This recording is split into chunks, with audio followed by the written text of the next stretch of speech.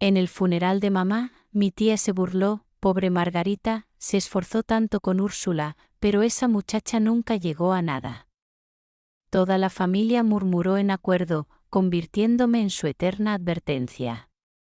Pero mientras salíamos del cementerio, una elegante limusina negra se detuvo. El embajador británico salió, seguido de representantes de 12 naciones, sus banderas orgullosamente desplegadas en el convoy de autos. No estaban ahí por mi familia. Estaban ahí por mí, honrando 15 años de trabajo humanitario que había llevado a cabo en secreto. Las sonrisas burlescas de mis parientes se transformaron en silencio, luego en shock, luego en algo cercano al terror mientras comenzaban a darse cuenta de quién era realmente. Lo peor. Mamá había sabido todo desde el principio, y la carta que había dejado destruiría su mundo. Antes de sumergirnos en mi historia, déjenme saber desde dónde están viendo en los comentarios de abajo. Y si han experimentado traición familiar, presionen el botón de me gusta. No están solos. Mi nombre es Úrsula Mendoza, y durante 34 años, he sido la decepción familiar. El cuento moral susurrado en cada reunión de la familia Mendoza.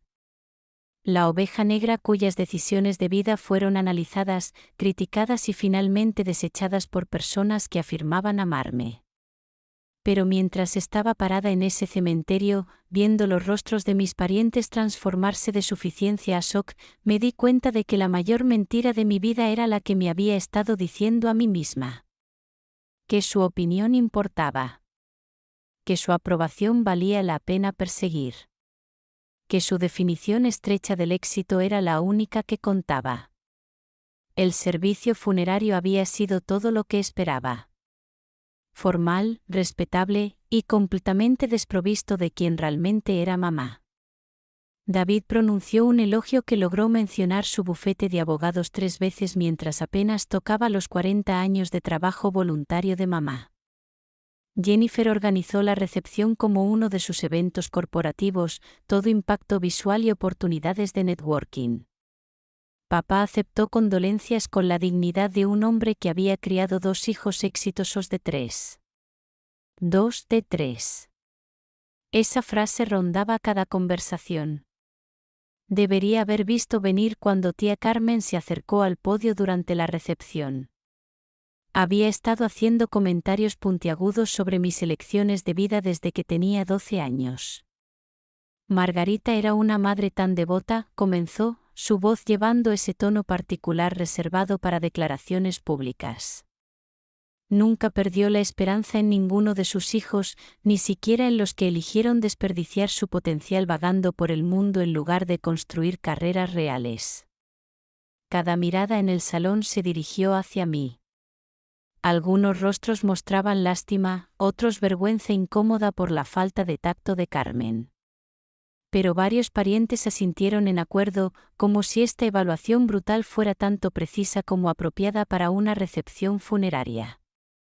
Sentí la quemadura familiar de la humillación subir por mi cuello. 34 años, y aún me trataban como la mayor decepción de la familia en el funeral de mi propia madre. La hija rota que nunca había aprendido a seguir el manual de la familia Mendoza para el éxito y la respetabilidad. Pero algo era diferente esta vez. En lugar de la combinación usual de dolor y defensiva, sentí una calma inesperada descender. Una claridad que cortó a través de décadas de vergüenza acumulada y dudas sobre mí misma. Tal vez era el duelo. Tal vez el agotamiento de haber pasado los últimos 5 meses coordinando crisis humanitarias internacionales sin dejar nunca el lado de la cama de mamá. O tal vez era el recuerdo de nuestra última conversación, cuando había apretado mi mano con fuerza sorprendente y susurrado palabras que me habían estado persiguiendo por semanas. Hay una carta en el cajón de mi escritorio, había dicho, su voz apenas audible sobre el zumbido del equipo médico. Léela después del funeral, cuando te hayan mostrado exactamente quiénes son una vez más. Entonces entenderás todo, y sabrás qué tienes que hacer. Parada en ese salón de recepción, escuchando a tía Carmen reducir mi vida a un catálogo de fracasos y decepciones, comencé a entender lo que mamá había querido decir. Pero déjenme llevarlos de vuelta a donde realmente comienza esta historia. No con las revelaciones de hoy, sino con el momento en que me di cuenta por primera vez de que el amor de mi familia venía con condiciones que nunca podría cumplir. Tenía 17 años, sentada en nuestro comedor formal durante lo que papá llamaba una sesión de estrategia familiar sobre mis solicitudes universitarias. David había regresado a casa de la Universidad Nacional Autónoma de México para las vacaciones de primavera, su carta de aceptación en un bufete prestigioso ya asegurada para después de la graduación. Jennifer acababa de ser aceptada en el Tecnológico de Monterrey con una beca parcial, su futuro en mercadotecnia y éxito burgués claramente trazado. Luego estaba yo, sosteniendo cartas de aceptación de 3 universidades diferentes, ninguna de las cuales impresionaba a mis padres. No entiendo por qué siquiera consideras estas escuelas, dijo papá, extendiendo mis cartas de aceptación sobre la mesa de caoba como evidencia en un caso judicial. La Universidad Iberoamericana tiene un excelente programa de negocios. El Instituto Tecnológico Autónomo de México podría llevar a oportunidades reales de carrera. ¿Pero qué es esto? Levantó mi carta de la Universidad de las Américas como si estuviera contaminada. ¿Relaciones internacionales? ¿Para qué tipo de trabajo te prepara eso? Quiero trabajar con las Naciones Unidas, dije, mi voz de 17 años temblaba con una mezcla de esperanza y desafío. O tal vez con Médicos Sin Fronteras. Quiero ayudar a personas en situaciones de crisis. El silencio que siguió fue ensordecedor. David literalmente se rió en voz alta. ¿Ayudar a personas en situaciones de crisis?, repitió Jennifer, como si hubiera anunciado mi intención de convertirme en entrenadora profesional de unicornios. Úrsula, eso no es una carrera. Eso es un pasatiempo que hacen los ricos después de haber hecho su dinero en trabajos reales. Mamá extendió la mano a través de la mesa y palmó mi mano con el tipo de condescendencia suave usualmente reservada para niños pequeños que anuncian sus planes de convertirse en astronautas. Cariño, es maravilloso que quieras ayudar a la gente. Pero necesitas pensar prácticamente. ¿Cómo te vas a mantener? ¿Cómo vas a comprar una casa, formar una familia, ahorrar para el retiro? Las buenas intenciones no pagan hipotecas. Pero persistí, y 4 años después, me gradué con honores y una licenciatura en Relaciones Internacionales y Estudios Árabes. Mis padres asistieron a la ceremonia con el aire resignado de personas viendo a su hijo hacer preparativos elaborados para el suicidio profesional.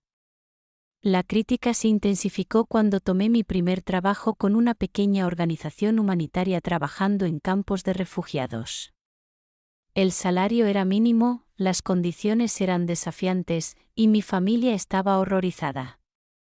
«Esto es temporal, ¿verdad?», preguntó mamá durante una de nuestras conversaciones telefónicas cada vez más tensas. ¿Solo estás adquiriendo experiencia antes de aplicar a la escuela de negocios para algo más práctico? Pero no era temporal. Cada misión me enseñó habilidades que ninguna escuela de negocios podría haber enseñado. Aprendí a coordinar logística compleja bajo condiciones imposibles, a navegar sensibilidades culturales que podrían significar la diferencia entre la entrega exitosa de ayuda y malentendidos peligrosos, a mantenerme calmada cuando las vidas estaban en juego y los recursos eran escasos. Cuando llamaba a casa para compartir noticias sobre una campaña de vacunación exitosa que había salvado a 3.000 niños de un brote de sarampión, la respuesta era siempre el mismo desinterés cortés. Eso está bien, cariño. Hablando de éxito, ¿escuchaste que David acaba de convertirse en socio? Mi primer gran avance llegó durante mi 3er año con Médicos Sin Fronteras. Estaba coordinando suministros médicos en Somalia cuando un brote de cólera amenazó con abrumar cada instalación de salud en la región. La logística era pesadillesca. múltiples organizaciones de ayuda trabajando con propósitos cruzados, funcionarios gubernamentales exigiendo sobornos para permisos de transporte y suministros médicos atascados en aduanas mientras los niños morían. Pero tuve una idea. En lugar de luchar contra la burocracia, trabajé alrededor de ella. Convencí a un grupo de mujeres locales para ayudar a distribuir paquetes de rehidratación oral directamente a las familias, evitando por completo las clínicas abrumadas. En 72 horas, habíamos establecido una red que alcanzó a 30.000 personas. La estrategia funcionó tan bien que otras organizaciones comenzaron a adoptarla.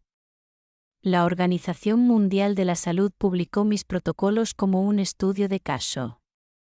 Los expertos en desarrollo internacional comenzaron a solicitar copias de mis informes de campo. Pero cuando llamé a casa para compartir la noticia de que habíamos salvado miles de vidas, la respuesta de mamá fue predeciblemente tibia. Eso es maravilloso, cariño. Oh, Jennifer acaba de ser promovida a gerente senior de cuentas. Va a manejar su campaña de retail más grande. El patrón continuó durante años. Cada hito profesional que alcanzaba era recibido con desinterés cortés y redirección inmediata a las victorias judiciales de David o los logros burgueses de Jennifer. Cuando fui invitada a hablar en una conferencia del Tecnológico de Monterrey sobre innovación humanitaria, estaban más interesados en el nuevo BMW de David. Cuando el periódico Reforma presentó mi trabajo en su edición internacional, la conversación familiar se centró completamente en la renovación de cocina de Jennifer. Comencé a probar sus reacciones, llamando con noticias cada vez más significativas solo para ver qué tan rápido cambiarían el tema. Me pidieron que briefeara al secretario de Relaciones Exteriores sobre manejo de crisis de refugiados, anuncié durante una llamada familiar en conferencia.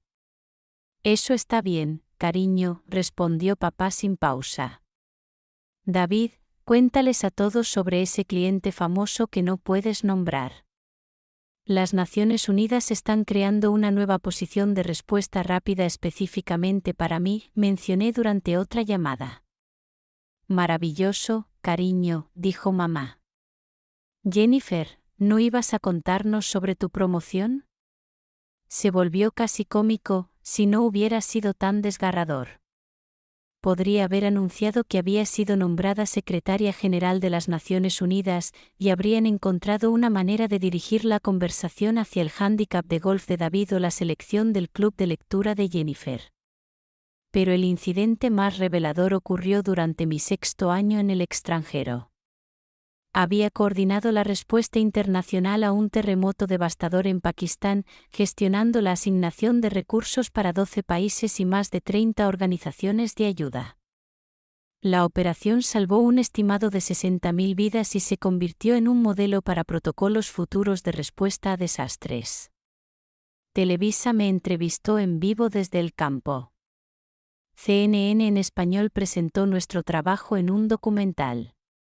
El presidente de Pakistán me agradeció personalmente durante un discurso televisado. Mi foto apareció en las portadas de 3 revistas internacionales diferentes y Harvard me ofreció una posición permanente para diseñar su nuevo programa de estudios humanitarios. Cuando llamé a casa para compartir la noticia, genuinamente emocionada por una vez de que finalmente podrían entender la importancia de mi trabajo, papá contestó el teléfono con irritación apenas disimulada. Úrsula, este no es buen momento.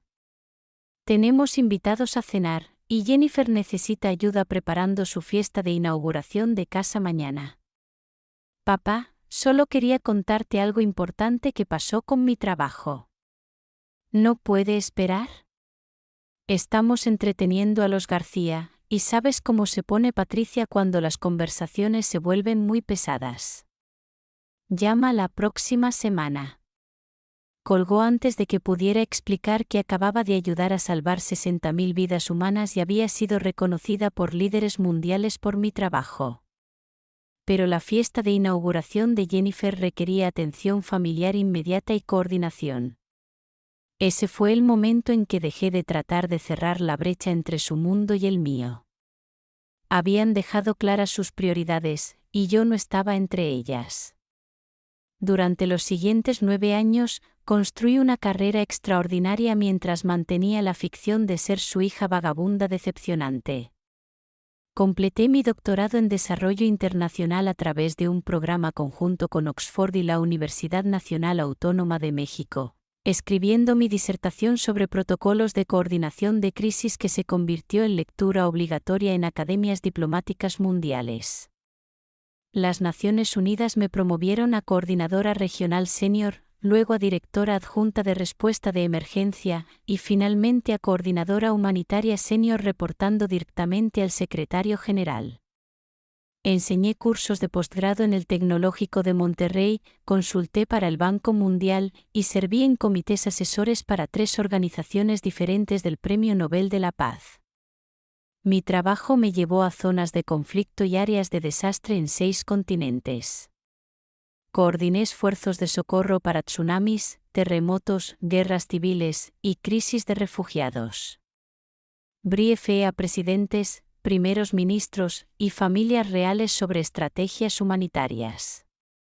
Mi lista de contactos incluía ganadores del Nobel, jefes de Estado y líderes de cada organización internacional major.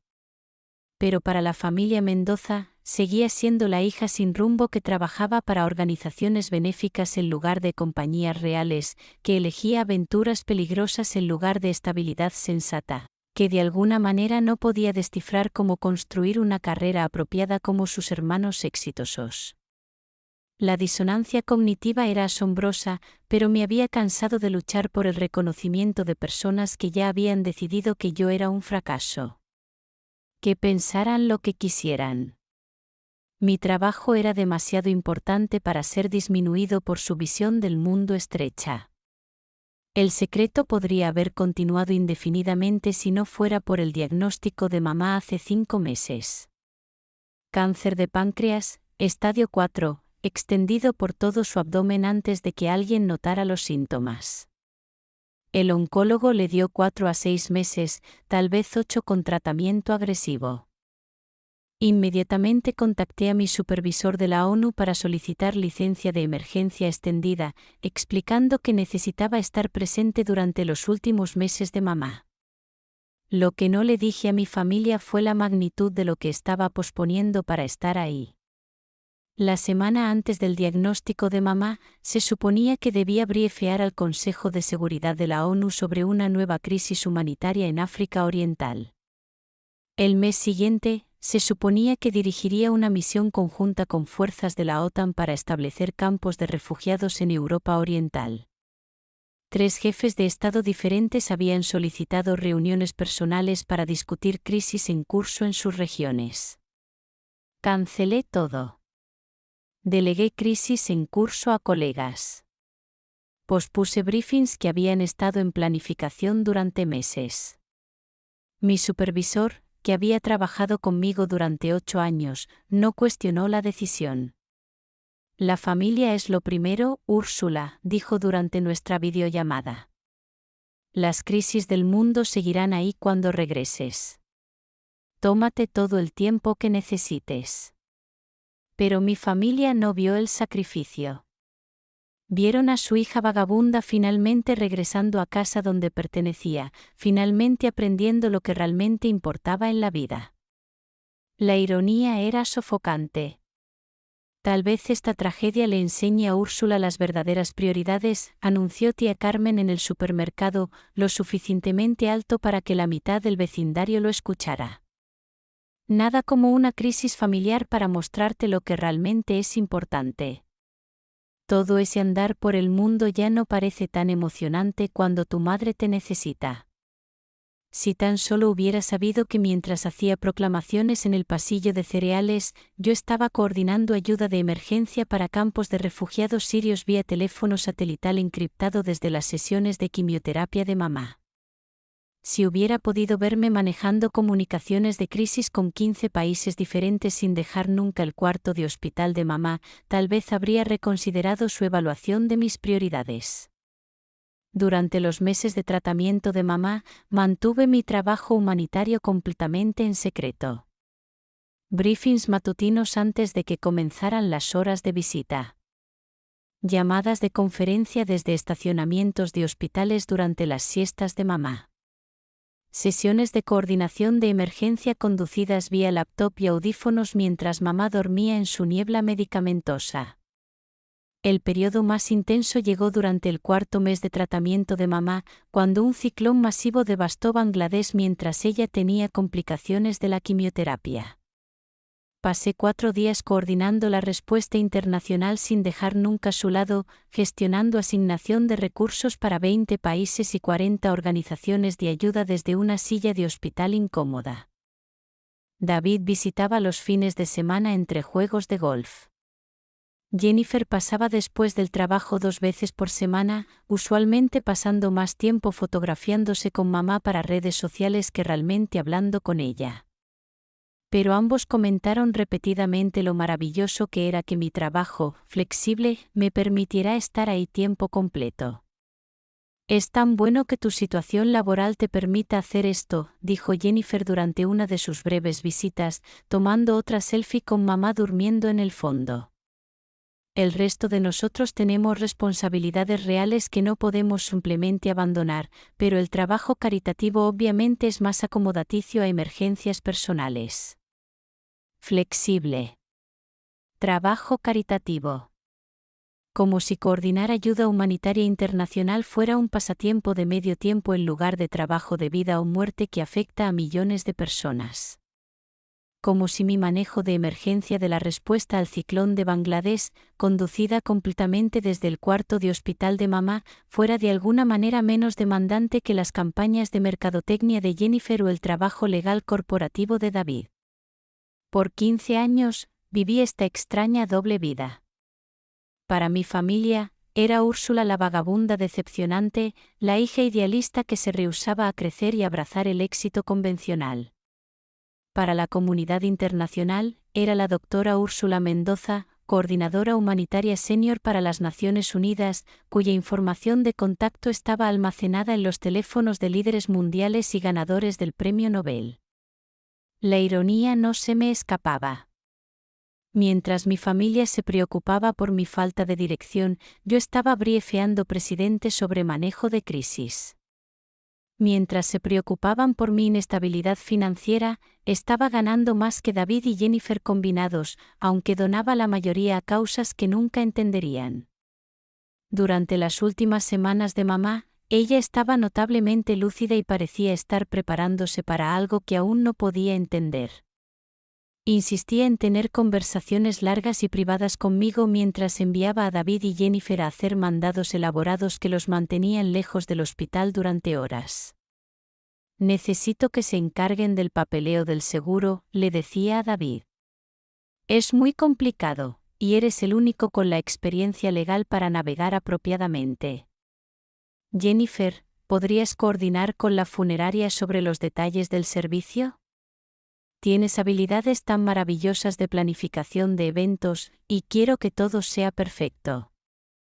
Estas tareas eran en gran parte innecesarias o podrían haber sido manejadas por teléfono, pero nos dieron tiempo ininterrumpido juntas que ahora reconozco era intencional y precioso. Durante una de esas tardes tranquilas, sacó una carpeta gruesa que parecía haber sido cuidadosamente mantenida durante años. Quiero mostrarte algo, dijo, su voz llevando una gravedad que nunca había escuchado antes. Sé que ellos piensan que no entendemos o no apreciamos lo que haces, pero he estado siguiendo todo. Dentro de la carpeta había recortes de periódicos, artículos impresos de publicaciones internacionales, fotografías de misiones humanitarias e incluso artículos académicos que había publicado. Algunos artículos estaban en idiomas extranjeros, cuidadosamente traducidos y anotados con su escritura precisa. Capturas de pantalla de transmisiones de noticias que presentaban mi trabajo. Copias de cartas de reconocimiento de líderes mundiales.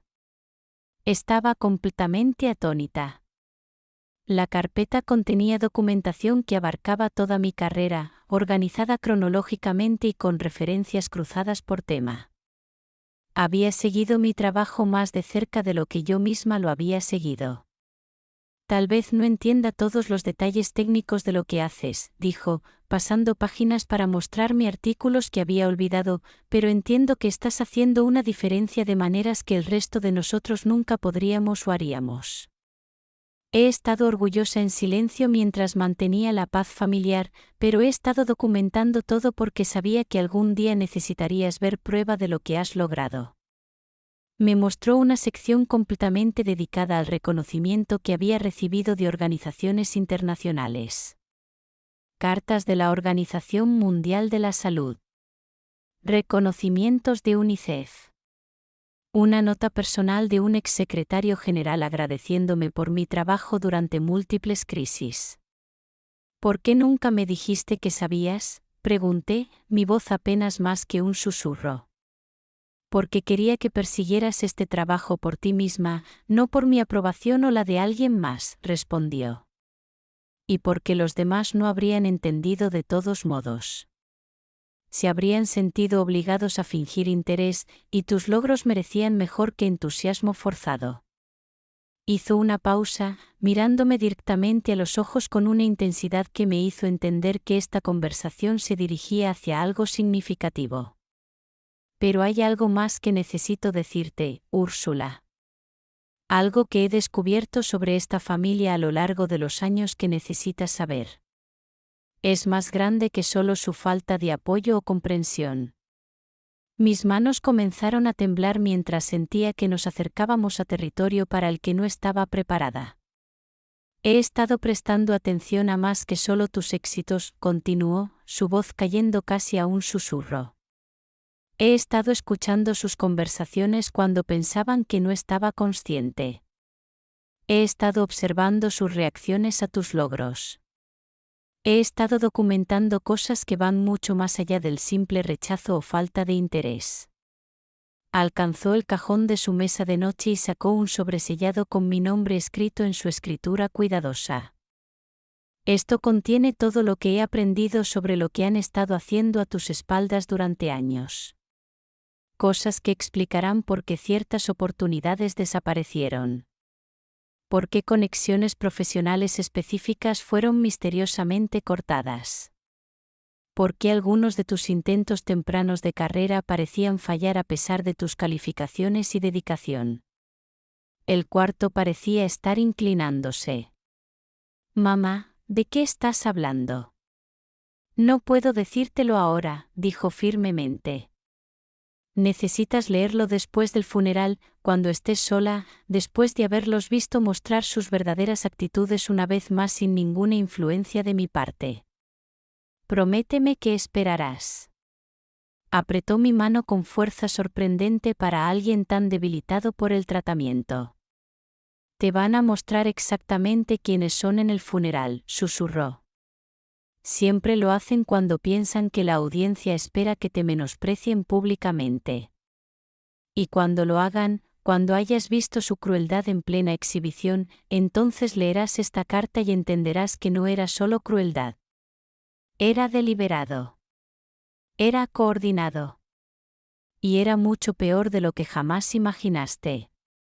Sus palabras enviaron escalofríos por todo mi cuerpo, pero no había terminado. La carta contiene evidencia, Úrsula. Grabaciones de conversaciones. Copias de emails y documentos. Prueba de cosas que hicieron para sabotear tus intentos tempranos de carrera. Interferencia financiera de la que nunca supiste. Socavamiento profesional que atribuiste a mala suerte u oportunidades perdidas. Me sentí como si estuviera cayendo por el espacio.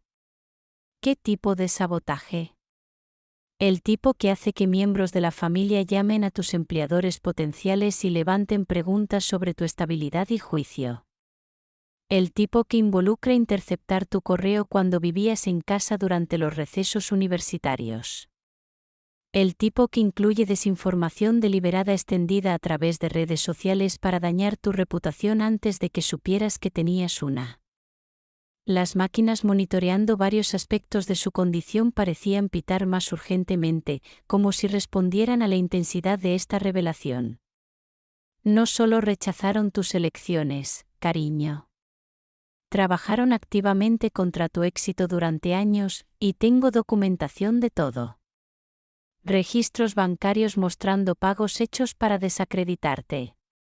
Cadenas de emails discutiendo estrategias para minar tu confianza. Conversaciones grabadas donde celebraban tus fracasos y planeaban interferencia adicional. Estaba demasiado choqueada para responder.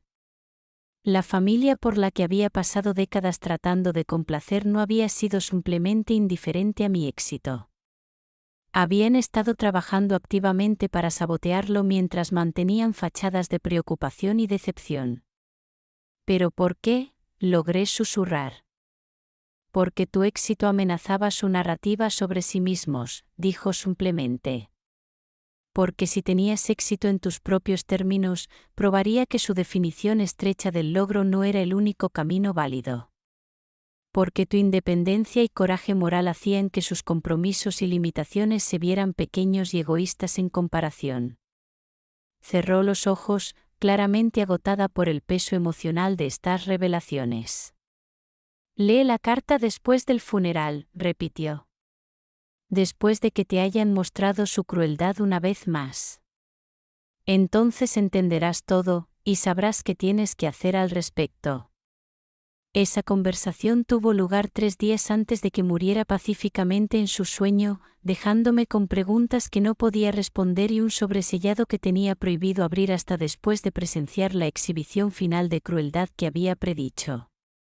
Parada en ese salón de recepción, viendo los rostros de mis parientes transformarse de suficiencia a confusión a algo que se acercaba al terror, me sentí como si estuviera presenciando el colapso de una ilusión cuidadosamente construida que había definido toda mi vida.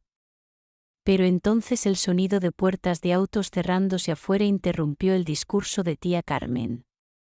A través de las ventanas del salón de recepción podíamos ver un convoy de vehículos negros con pequeñas banderas montadas en sus capós.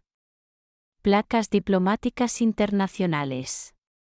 Personal de seguridad en trajes oscuros tomando posiciones alrededor del edificio. El salón se quedó en silencio mientras el embajador británico entraba, seguido de representantes de 12 naciones diferentes. No estaban ahí para condolencias. No estaban ahí por mi familia. Estaban ahí por mí. Pero eso era solo el comienzo. Porque anidada en el cajón del escritorio de mamá había una carta que revelaría verdades sobre la familia Mendoza que destrozaría su mundo cuidadosamente construido para siempre.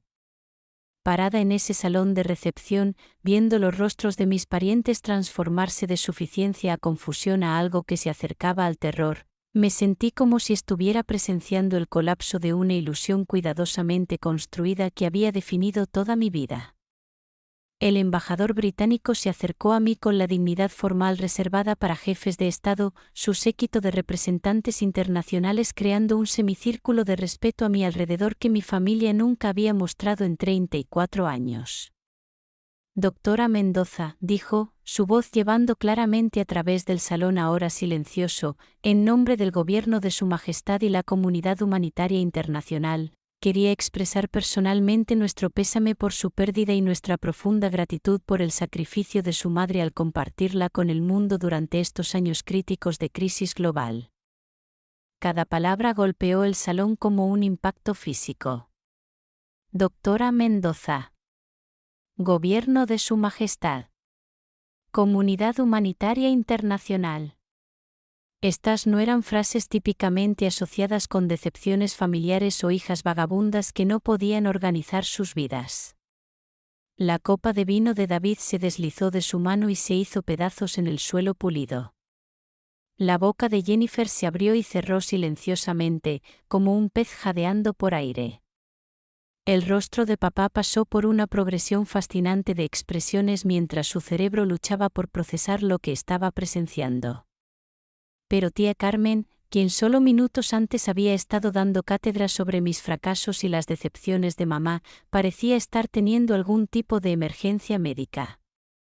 Su rostro se había vuelto completamente blanco, y se agarraba al respaldo de una silla como si pudiera colapsar.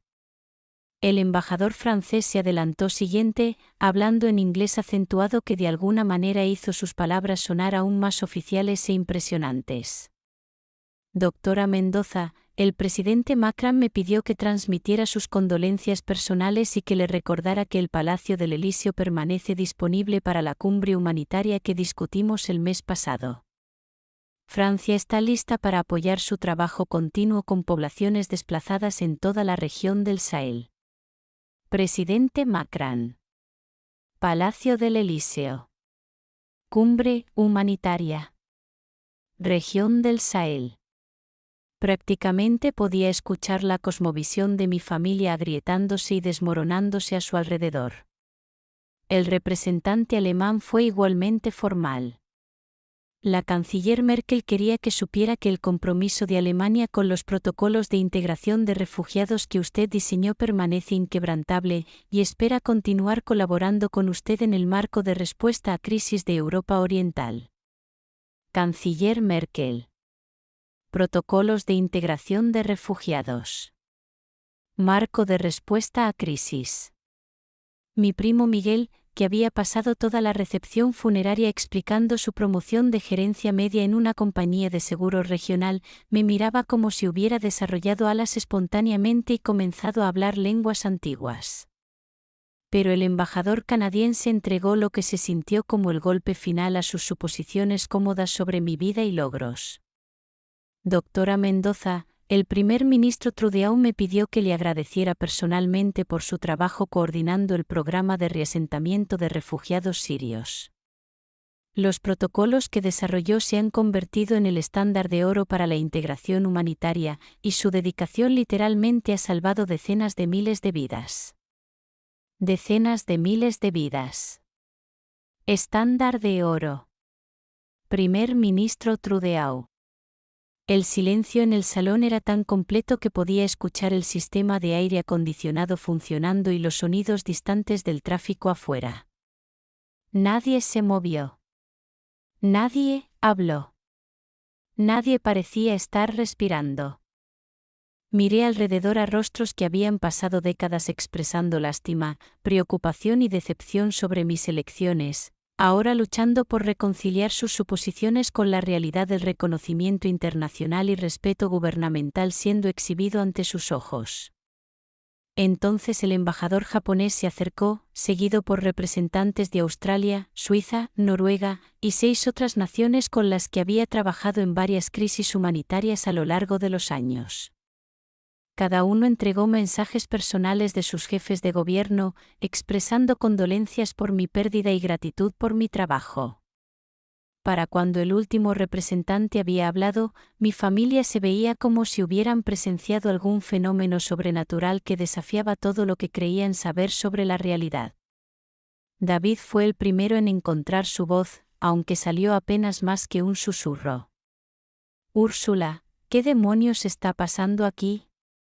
Antes de que pudiera responder, mi teléfono comenzó a vibrar con llamadas entrantes. La pantalla mostraba números con prefijos internacionales y nombres que habrían sido instantáneamente reconocibles para cualquiera que siguiera la política mundial. Secretario General de las Naciones Unidas. Director de la Organización Mundial de la Salud. Presidente de la Cruz Roja Internacional. 3 diferentes ganadores del Premio Nobel de la Paz. Miré la pantalla, luego los rostros atónitos de mi familia, luego de vuelta a la pantalla. Durante 34 años, había soñado con un momento en que finalmente entenderían y apreciarían lo que había logrado. Pero ahora que estaba sucediendo, no sentía nada más que un extraño desapego. Disculpen, dije tranquilamente, moviéndome hacia la salida. Necesito tomar estas llamadas. Probablemente se están preguntando dónde he estado los últimos 5 meses. El embajador británico asintió respetuosamente. Por supuesto, doctora Mendoza. Coordinaremos con su oficina para reprogramar los briefings que pospuso para estar con su madre. El mundo puede esperar un poco más por su regreso, pero no indefinidamente. Demasiadas crisis requieren su experiencia. Mientras caminaba hacia la puerta, podía escuchar a mi familia comenzar a susurrar frenéticamente entre ellos, sus voces llevando una nota de pánico que nunca había escuchado antes. ¿Sabías esto?, le siseó Jennifer a David. ¿Cómo habría podido saberlo?, le siseó de vuelta. Nos ha estado mintiendo durante años. No mintiendo, la voz de papá era temblorosa. Simplemente nunca hicimos las preguntas correctas. ¿Hacer las preguntas correctas? La voz de Jennifer se elevaba hacia la histeria. Trabaja para organizaciones benéficas. Hace trabajo voluntario. No tiene un trabajo real. Me detuve en la puerta y me di vuelta para enfrentarlos, sintiéndome más calmada de lo que había estado en meses. En realidad, Jennifer, mi salario anual de las Naciones Unidas es de 2 millones de pesos mexicanos. Dono la mayoría a causas que no entenderían, pero nunca he trabajado gratis. He estado ganando más que David y tú juntos durante 8 años. El número golpeó el salón como una bofetada física. 2 millones de pesos mexicanos. Salario anual. Naciones Unidas. Pero eso es imposible, tía Carmen finalmente logró hablar, aunque su voz sonaba estrangulada. Vives en esos lugares terribles. Trabajas en campos de refugiados. No tienes casa o auto o cualquier cosa que la gente normal tenga. Sonreí, recordando todas las veces que me había dado lecciones sobre lecciones de vida prácticas y responsabilidad financiera. Poseo propiedades en 7 países diferentes, tía Carmen. Tengo inmunidad diplomática en 43 naciones. Viajo con un pasaporte de la ONU que me proporciona acceso con el que la mayoría de la gente solo puede soñar. He cenado con todos los líderes mundiales importantes y la mayoría de las familias reales. He dirigido la palabra a la Asamblea General de las Naciones Unidas 12 veces. Cada hecho era otro clavo en el ataúd de sus suposiciones cómodas sobre mi fracaso y su éxito. No manejo un auto porque tengo acceso a transporte gubernamental en cada país donde trabajo. No necesito una casa tradicional porque tengo residencias diplomáticas disponibles mundialmente. No compro cosas porque cuando has visto pobreza real, la acumulación material se vuelve sin significado. David, quien había pasado años presumiendo sobre sus logros legales y conexiones profesionales, se veía como si estuviera teniendo una crisis existencial. ¿Cómo es esto posible?, preguntó, su voz apenas audible. ¿Cómo pudimos no saber? Porque nunca preguntaron, dije simplemente. En 34 años, ninguno de ustedes me pidió jamás que explicara lo que realmente hago en el trabajo. Hicieron suposiciones basadas en su comprensión limitada de ayuda humanitaria, y dejé de tratar de corregir esas suposiciones porque francamente, sus opiniones dejaron de importarme hace mucho tiempo. La verdad de esa declaración me sorprendió incluso a mí. En algún lugar durante la última década de lograr reconocimiento internacional mientras era tratada como un fracaso familiar, genuinamente había dejado de importarme lo que pensaran sobre mis elecciones. Decidieron que era un fracaso cuando tenía 17 años, y nada de lo que logré después iba a cambiar esa narrativa. Así que dejé de tratar de cambiarla y comencé a enfocarme en trabajo que realmente importaba.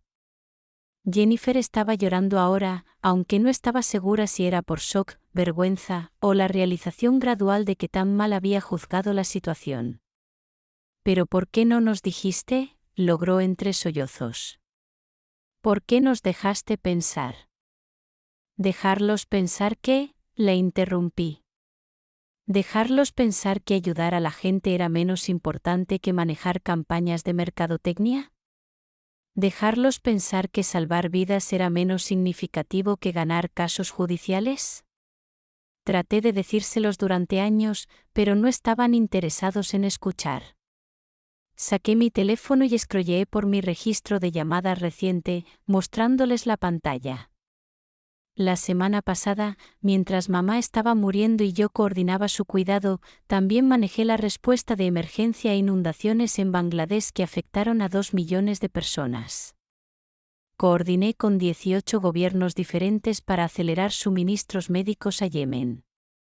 Briefé al Consejo de Seguridad de la ONU sobre la crisis de refugiados en desarrollo en Myanmar. Miraron la pantalla del teléfono como si fuera tecnología alienígena.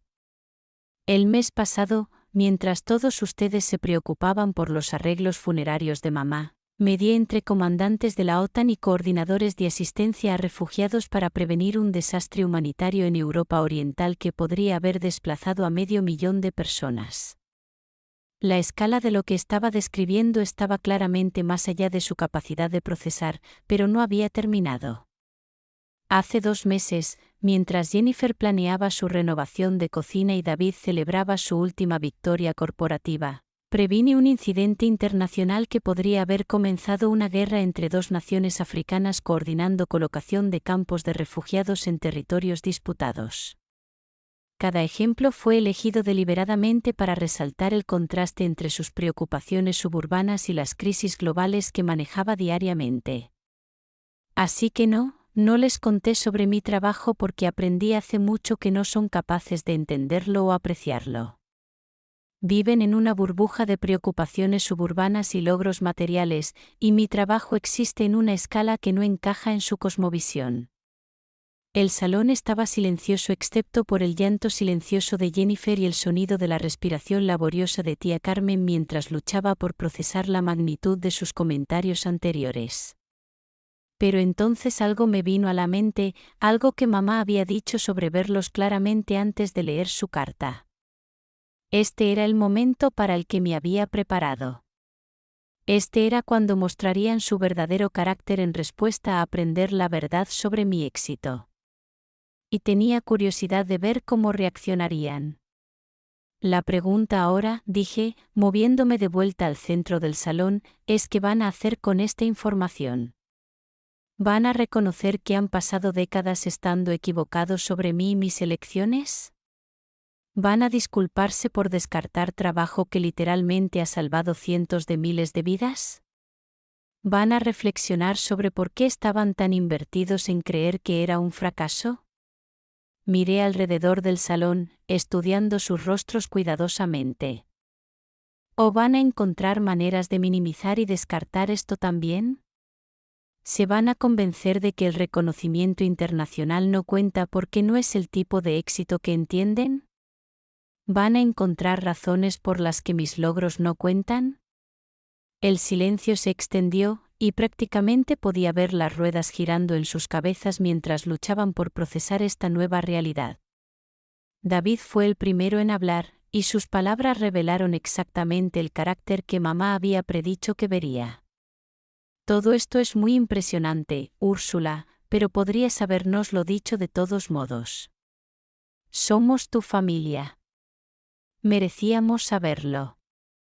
Merecían saberlo.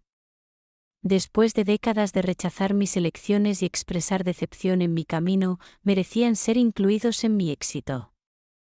Jennifer asintió ansiosamente, agarrando el enfoque de David. Habríamos sido comprensivos si hubiéramos sabido. Habríamos estado orgullosos. Nos excluiste deliberadamente. Ya estaban reescribiendo la historia, transformando sus años de rechazo y decepción en mi falla de comunicar efectivamente.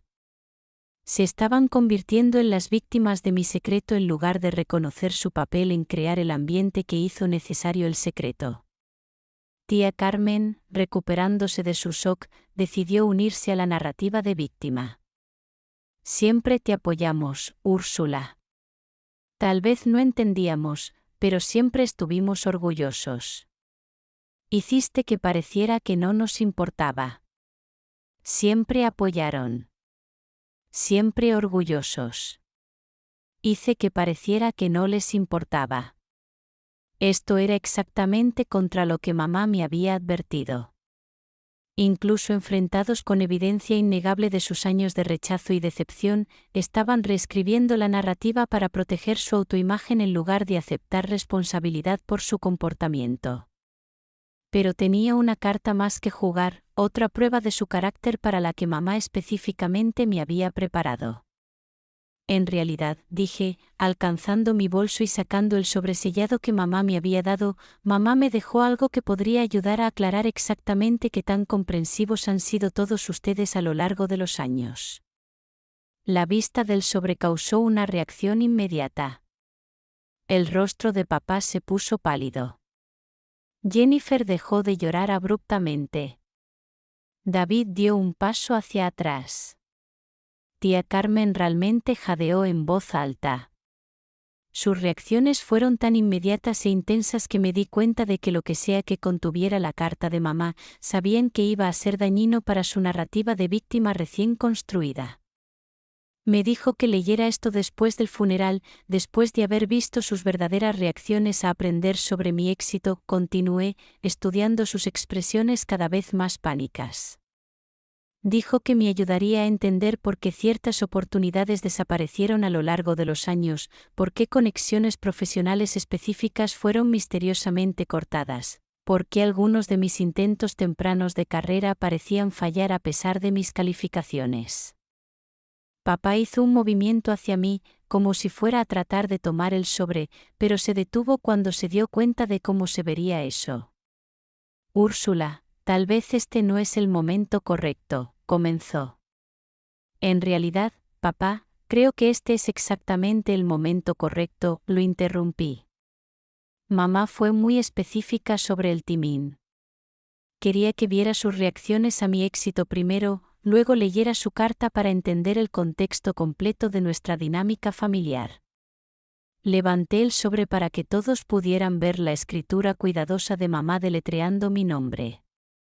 Me dijo que esto contenía evidencia de cosas que habían hecho a mis espaldas durante años. Interferencia financiera. Sabotaje profesional. Intentos deliberados de socavar mi confianza y dañar mi reputación. El silencio que siguió era diferente al anterior. Este no era el silencio choqueado de personas procesando información inesperada. Este era el silencio culpable de personas que habían sido atrapadas y estaban tratando de determinar en cuántos problemas estaban. Dijo que tenía grabaciones de conversaciones. Copias de emails. Documentación de pagos hechos para interferir con mis intentos tempranos de carrera. Registros bancarios. Registros telefónicos. Años de evidencia. Jennifer comenzó a llorar otra vez, pero estas no eran lágrimas de shock o arrepentimiento. Estas eran lágrimas de pánico. Mamá no habría hecho eso, dijo David, pero su voz carecía de convicción. No habría espiado a la familia.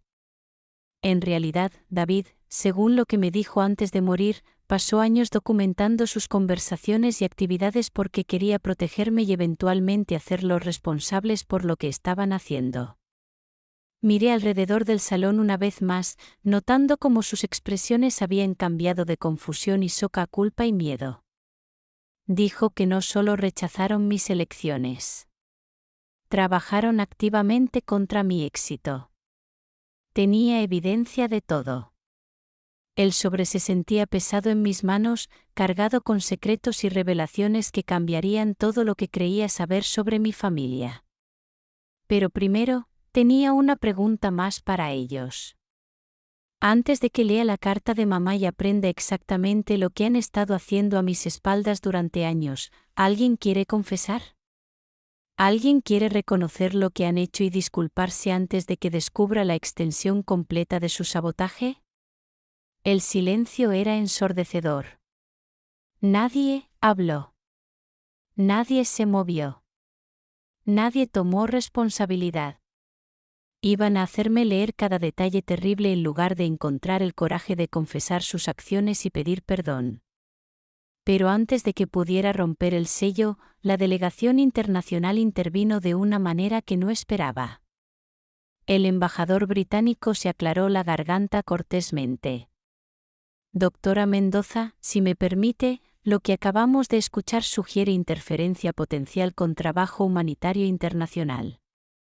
Esto cae bajo nuestra preocupación diplomática. Los otros embajadores asintieron gravemente. El embajador francés habló siguiente. Cualquier sabotaje deliberado de un coordinador humanitario senior constituye una amenaza a la seguridad internacional. Nos gustaría estar presentes mientras lee esta documentación. La implicación era clara. Mi familia ya no solo enfrentaba vergüenza personal. Potencialmente enfrentaban escrutinio diplomático internacional por interferencia con trabajo humanitario. Por supuesto, dije, sintiendo una satisfacción extraña al ver sus rostros volverse aún más pálidos. Creo que es importante que la comunidad internacional entienda la extensión completa de lo que ha pasado. Fue entonces cuando todo cambió completamente.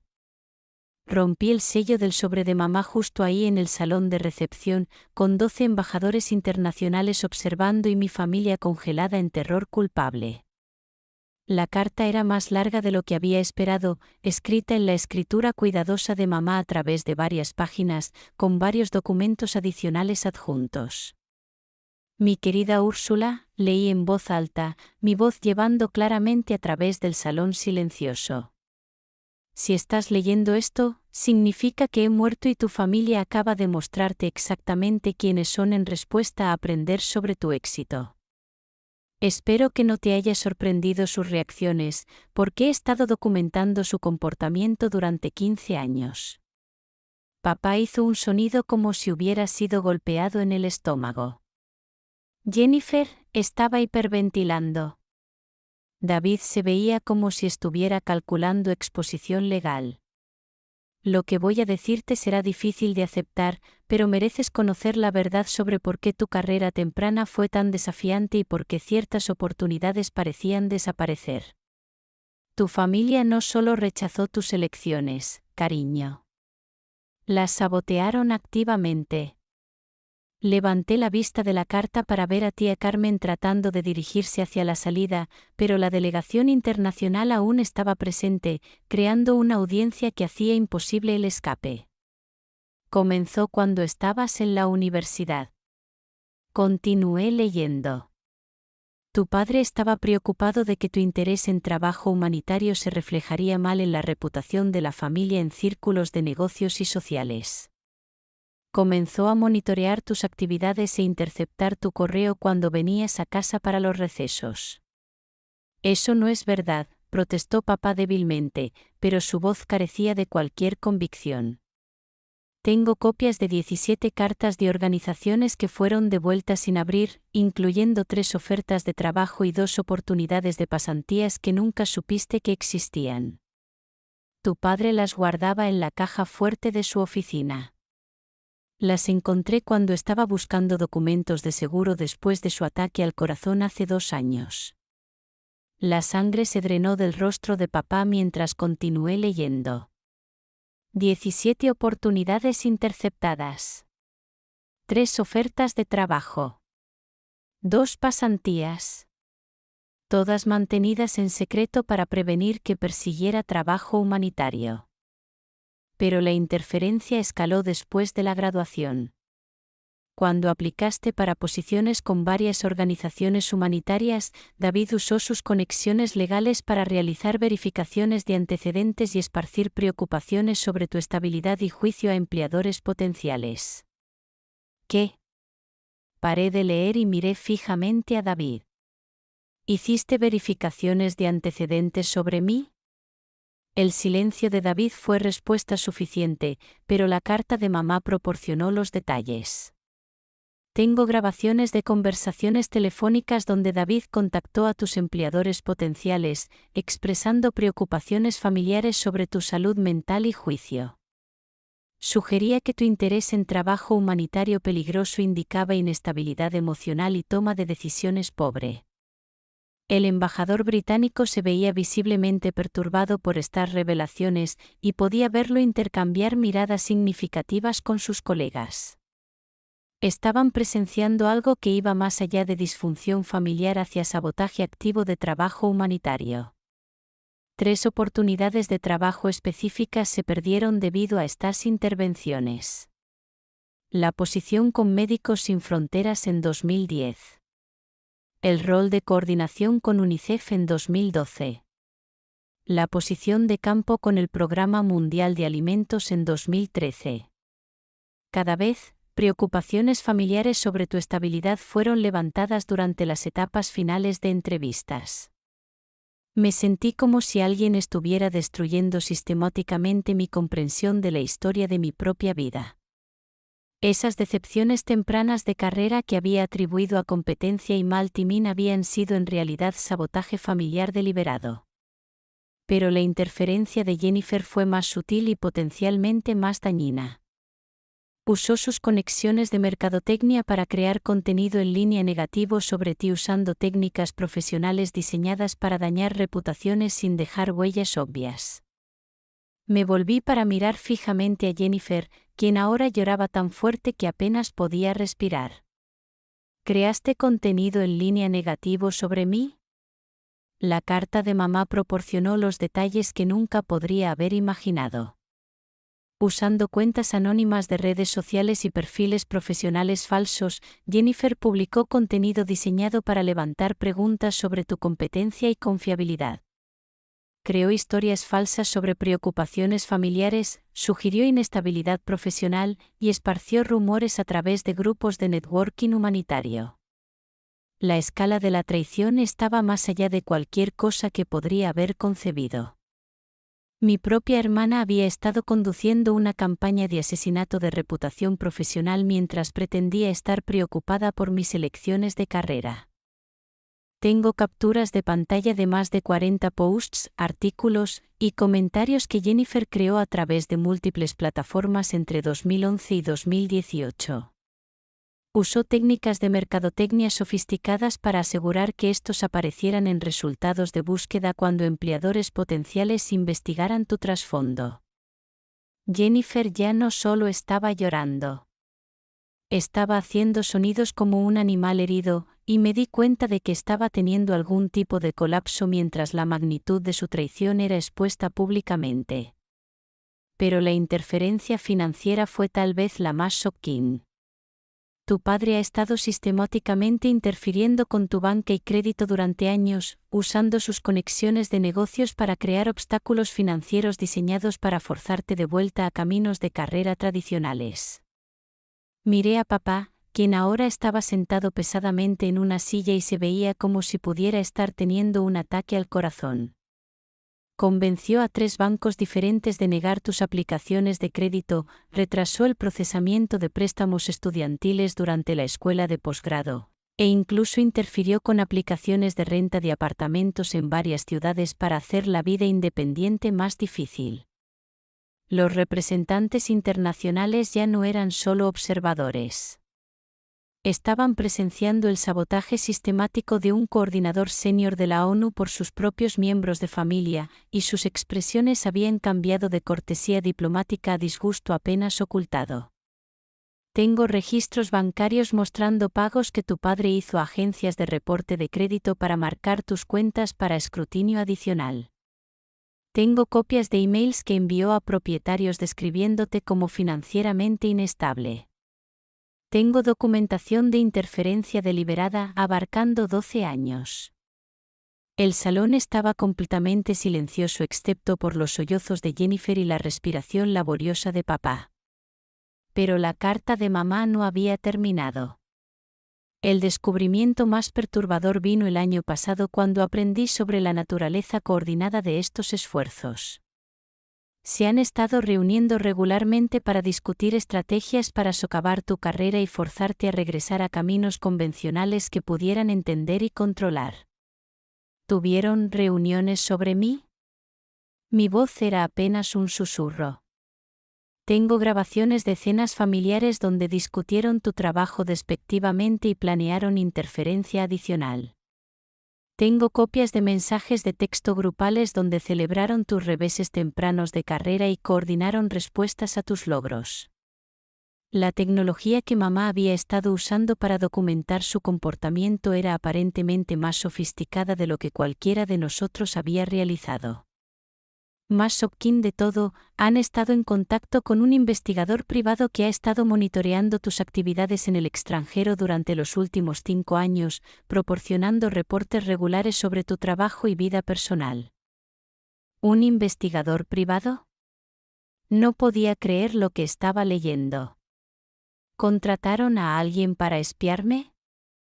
El investigador fue instruido a buscar información comprometedora que pudiera ser usada para dañar tu reputación si tu éxito se volvía demasiado prominente o amenazaba su narrativa sobre dinámicas familiares. Miré alrededor del salón a rostros que había conocido toda mi vida, realizando que nunca había conocido realmente a estas personas en absoluto. No eran solo parientes desdeñosos que no entendían mis elecciones. Eran saboteadores activos que habían estado conduciendo una campaña para destruir mi carrera y vida personal. Pero espera, se pone peor.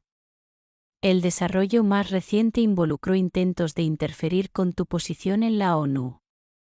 David ha estado en contacto con individuos que afirmaron que podrían levantar preocupaciones sobre tu trabajo con supervisores de la ONU, y pagos fueron hechos para este propósito tan recientemente como hace 6 meses. ¿Hace 6 meses? Miré fijamente a David. Mamá se estaba muriendo, ¿y estabas tratando de sabotear mi posición en la ONU? La línea de tiempo era particularmente cruel. Mientras tomaba licencia de emergencia para cuidar a mamá durante sus últimos meses, mi hermano estaba activamente tratando de destruir la carrera que había sacrificado para estar presente durante su tratamiento.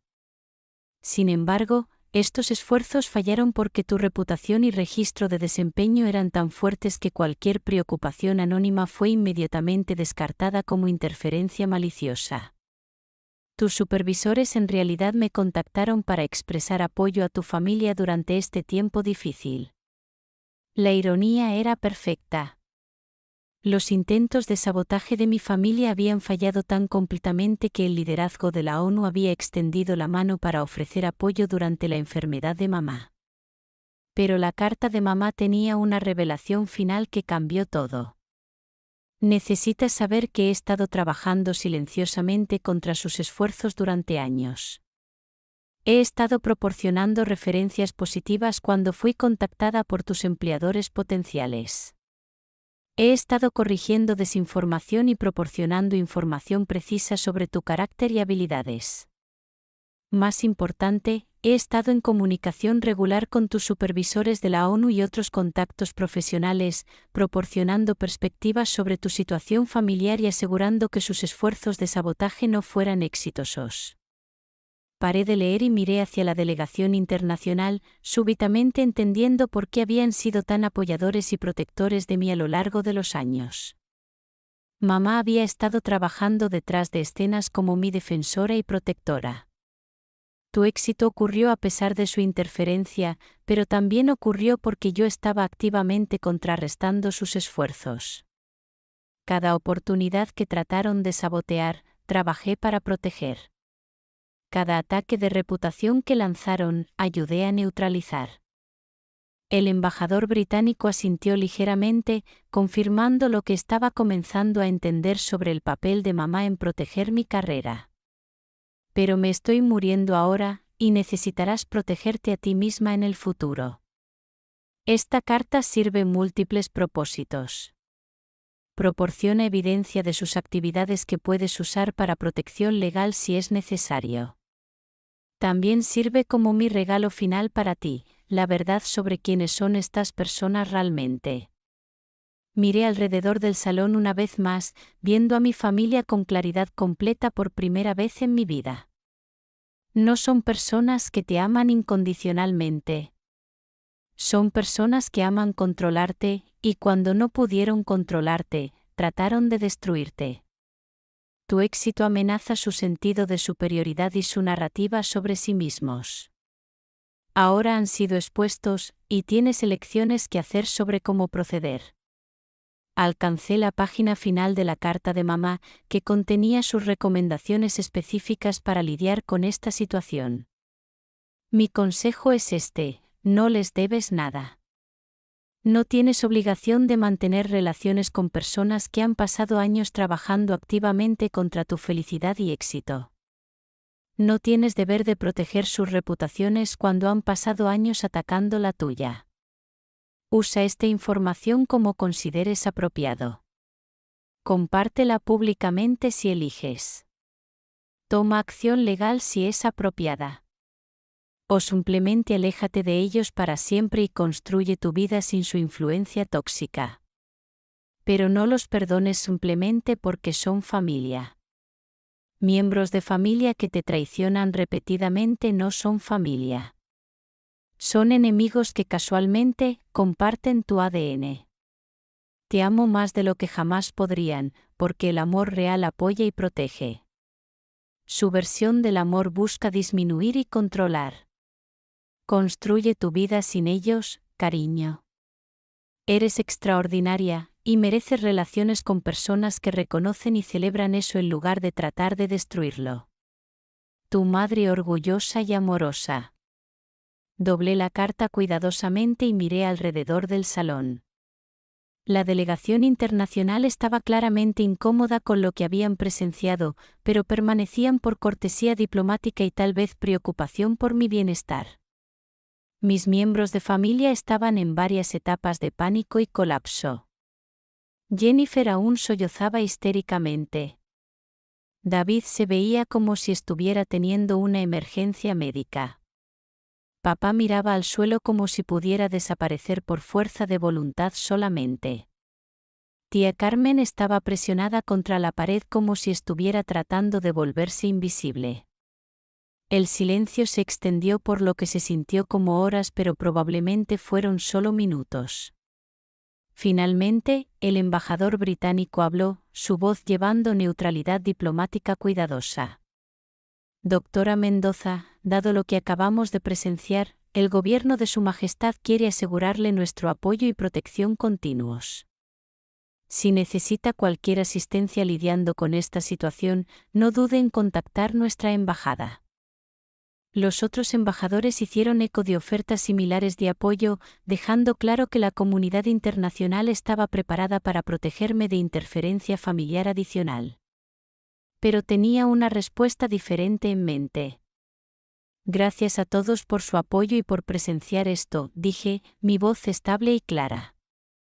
Creo que es importante que las personas entiendan cómo se ve el sabotaje familiar sistemático, especialmente cuando está dirigido al trabajo humanitario.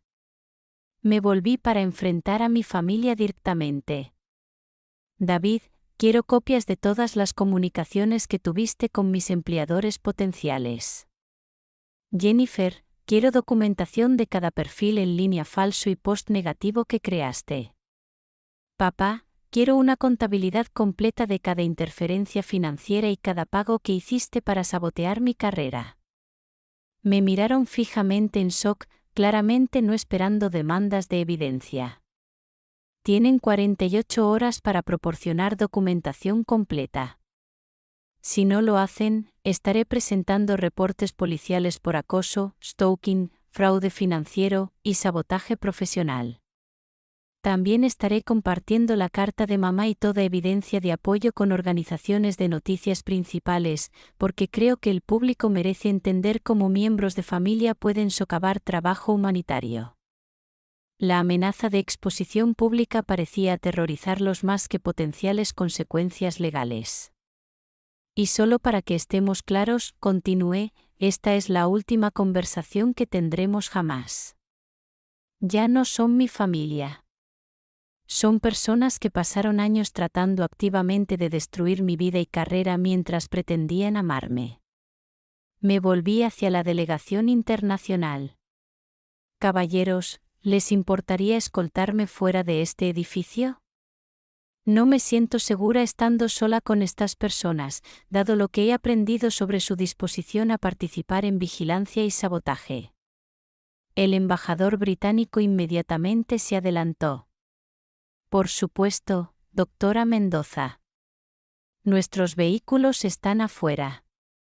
Mientras caminábamos hacia la salida, podía escuchar a mis antiguos miembros de familia comenzar a entrar en pánico sobre las implicaciones de exposición pública y acción legal potencial.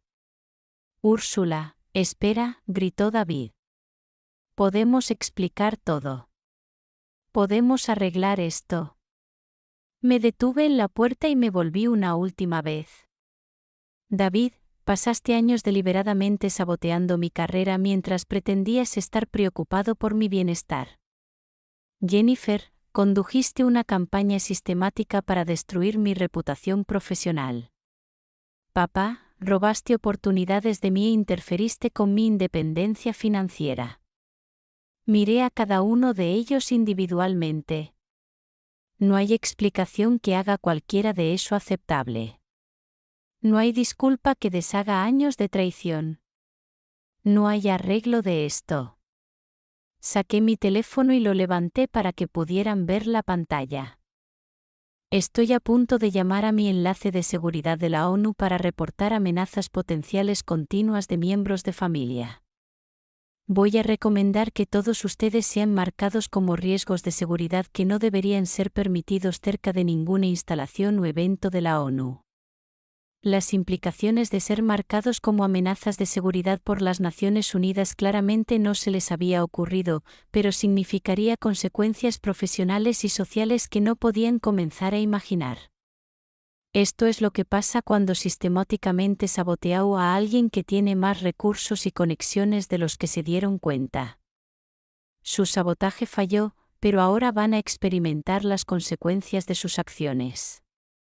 Salí del salón de recepción rodeada de representantes internacionales, dejando atrás a las personas que habían afirmado amarme mientras pasaban años tratando de destruir todo lo que me importaba. Afuera, la limusina del embajador británico estaba esperando, junto con el convoy de vehículos diplomáticos que habían anunciado mi verdadera identidad a un salón lleno de personas que pensaban que me conocían.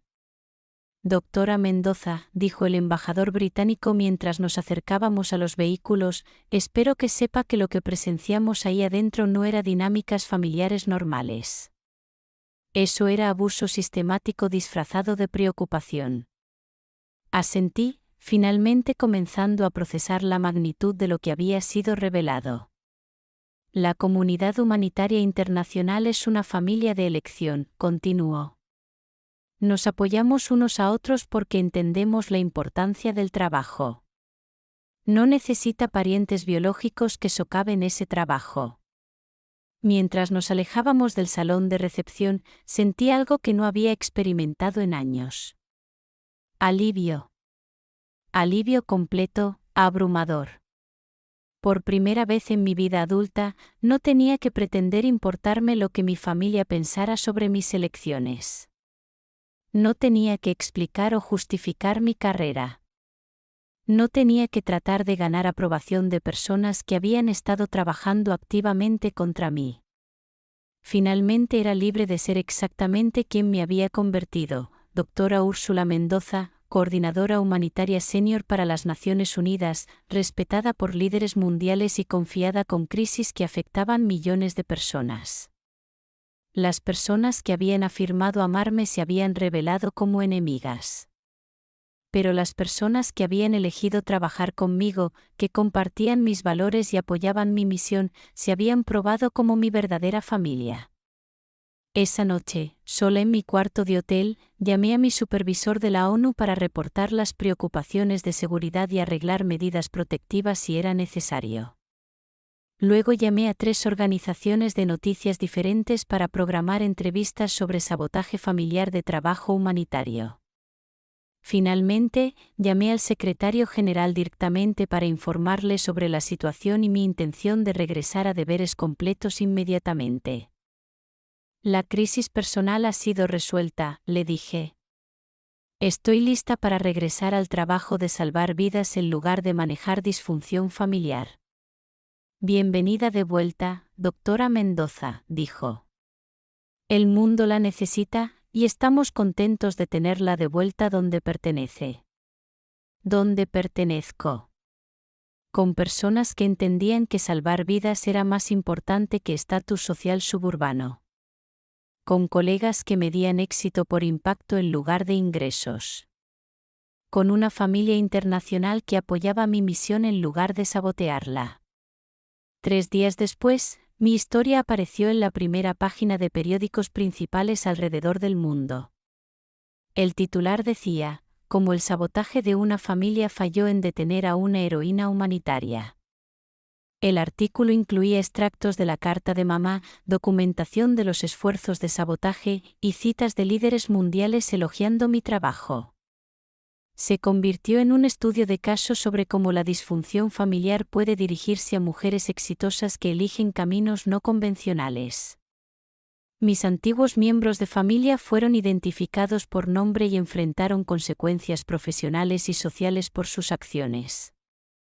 David perdió varios clientes de alto perfil que no querían ser asociados con alguien que saboteaba trabajo humanitario.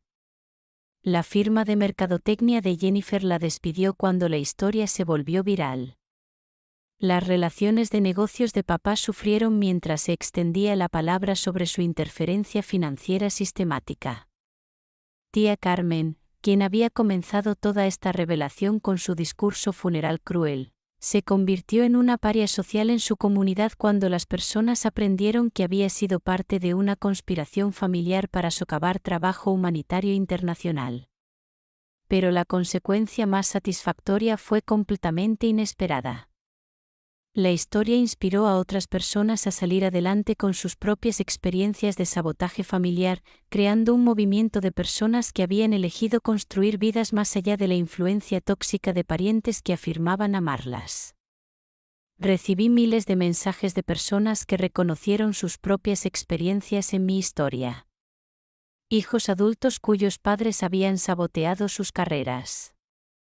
Hermanos cuyas familias habían socavado su éxito. Cónyuges cuyos suegros habían trabajado para destruir sus matrimonios. Mi historia les había dado permiso de reconocer que el amor familiar no es incondicional y que a veces la elección más saludable es construir una familia elegida basada en valores compartidos en lugar de ADN compartido. 6 meses después, estaba de vuelta en el campo, coordinando esfuerzos de socorro en un campo de refugiados en Chad. Mi teléfono vibró con un mensaje de un número desconocido. Era David, aparentemente escribiendo desde un nuevo número de teléfono porque había bloqueado sus contactos regulares. Úrsula, sé que no quieres saber de mí, pero quería que supieras que papá tuvo un ataque al corazón la semana pasada. Está en cuidados intensivos, y los doctores no saben si lo va a lograr. Pensé que deberías saberlo, en caso de que quisieras despedirte. Leí el mensaje 2 veces, esperando sentir algo. Preocupación, culpa, obligación, arrepentimiento. Alguna respuesta emocional que me obligaría a dejar todo y correr a su lado para una reconciliación potencial en el lecho de muerte. Pero no sentí nada excepto curiosidad ligera sobre por qué David pensaba que me importarían las emergencias médicas de alguien que había pasado años tratando de sabotear mi carrera. Borré el mensaje sin responder y regresé a coordinar suministros médicos para 50.000 refugiados que realmente necesitaban mi ayuda. Fue entonces cuando supe que finalmente había sanado completamente del daño que habían infligido. Cuando las emergencias familiares ya no se sentían como emergencias porque ya no eran mi familia. Había construido una vida mejor sin ellos, rodeada de personas que entendían que el amor apoya en lugar de sabotear, que la familia ayuda en lugar de dañar, y que el éxito debería ser celebrado en lugar de destruido. ¿Alguna vez han tenido que elegir entre mantener relaciones familiares y proteger su propio bienestar y éxito? ¿Han experimentado miembros de familia que afirmaron amarlos mientras trabajaban activamente contra su felicidad? Me encantaría escuchar sus experiencias en los comentarios abajo, y espero que mi historia les ayude a reconocer que a veces lo más amoroso que pueden hacer por ustedes mismos es alejarse de personas que se rehúsan a dejar de lastimarlos, independientemente de su relación biológica con ustedes. Si esta historia resonó con ustedes, por favor denle like y suscríbanse a nuestro canal para más historias sobre elegir sanación sobre relaciones tóxicas. Y recuerden, la familia que más importa es la que realmente apoya sus sueños en lugar de tratar de destruirlos. Gracias por escuchar mi viaje del sabotaje familiar al reconocimiento internacional. A veces la mayor venganza es simplemente convertirse en todo lo que trataron de impedirles ser.